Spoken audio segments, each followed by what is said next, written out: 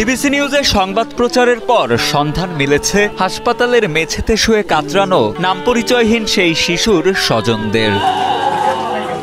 23 দিন হাসপাতালে কাতরাচ্ছে শিশুটি, নেই স্বজনদের খোঁজ শিরোনামে গত 24 জানুয়ারি ডিবিসি নিউজ ডিজিটাল মিডিয়ায় একটি সংবাদ প্রচারিত হয়। সংবাদটি দেখে হাসপাতালে ছুটে আসেন সেই শিশুর স্বজনেরা।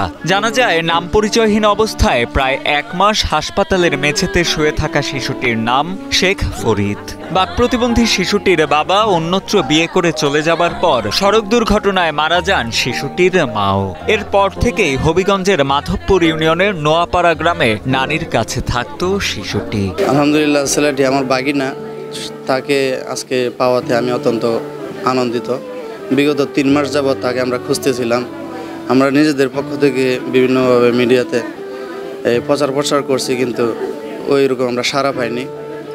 কিন্তু যখন ডিবিসি নিউজের পক্ষ থেকে একটা বিবৃতি দেওয়া হয়, ভিডিও ছাড়া হয়, আজকে সকালে আমরা এটা পাই। ফরিদের নানি নূরজাহান বেগম জানান, প্রায় 3 মাস আগে হারিয়ে যায় তার নাতি শেখ ফরিদ। হবিগঞ্জ সহ পার্শ্ববর্তী বিভিন্ন জেলায় খোঁজ করেও পাওয়া যায়নি তার সন্ধান। ফরিদকে খুঁজতে খুঁজতে এক পর্যায়ে দিশেহারা হয়ে পড়েন স্বজনেরা। পরবর্তীতে ডিবিসি নিউজে প্রচারিত সংবাদ দেখে জানতে পারেন তার নাতি ফরিদ অজ্ঞাত পরিচয়ে ভর্তি আছে জামালপুর জেনারেল হাসপাতালে। ফরিদকে ফিরে পেয়ে বেশ খুশি তার স্বজনেরা। আমি মা থাকতে দৌড়ে ফালি, হের ছোট ভাই বোন আরো 3 জন আছে। হের চিকিৎসা করাইছে ওই নরসিংদী আদুরি গার্মেন্টসে, হের মা সারি করছে।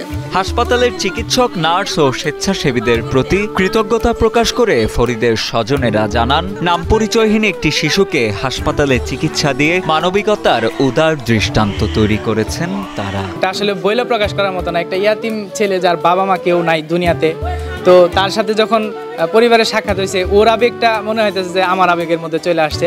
ও সেটা ভাষায় প্রকাশ করতে পারো না। এইখানে আসলে আমাদের তৃপ্তি, ভালো লাগা। শিশুটি তার স্বজনদের ফিরে পাওয়ায় বেশ খুশি হাসপাতালের নার্স ও চিকিৎসকেরাও। চিকিৎসক নার্সদের আন্তরিক সেবা আর যত্নে একদিকে যেমন সুস্থতা পেয়েছে শিশু ফরিদ, অন্যদিকে গণমাধ্যমের কল্যাণে শিশুটি ফিরেছে স্বজনদের কোলে। শুধুমাত্র এই যে ডিবিসির চ্যানেলের মাধ্যমে, আপনাদের মাধ্যমে আজকে ওর পরিস্বজন খুঁজে পেয়েছে। আমি খুবই খুশি হয়েছি যে ওকে খুঁজে পাওয়া, ওর পরিবারকে পাওয়া গেছে। এ বিষয়ে জামালপুর জেনারেল হাসপাতালের সহকারী পরিচালক মোহাম্মদ মাহফুজুর রহমান জানান, সামাজিক যোগাযোগ মাধ্যমে সংবাদটি দেখে স্বজনেরা প্রথমে যোগাযোগ করেন হাসপাতাল কর্তৃপক্ষের সাথে।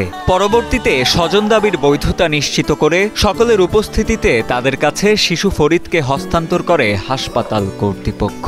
ডিবিসিকে প্রতি আমি কৃতজ্ঞ এবং ধন্যবাদ জানাচ্ছি। এই জন্যই তাদের সচিত্র প্রতিবেদনের প্রেক্ষিতেই আমরা এই বাচ্চাটাকে তার গার্জেনের কাছে তুলে দিতে পারতেছি। এবং এটাতে একটা লক্ষণীয় বিষয়, দুঃখের বিষয় বলতে চাচ্ছি, এই বাচ্চাটার বাবা মা দুজনেই গত 5 বছর আগে নিহত হয়েছেন। বাচ্চাটা তার নানি এবং মামার কাছেই থেকে মানুষ হচ্ছেন।